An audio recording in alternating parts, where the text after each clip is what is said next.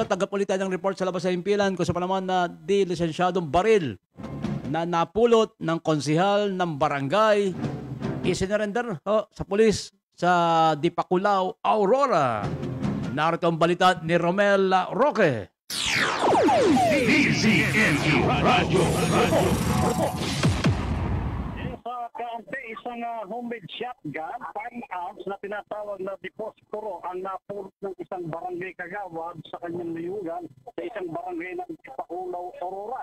Hindi ibinigay ng PNP ang pangalan ng konsihal na 51 years old.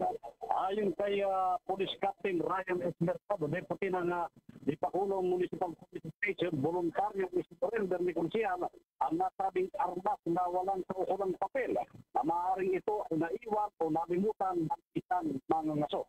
Pinasalamatan si konsihal ng PNP na binigyan ng natatang equipment mula sa lalawigan ng Aurora.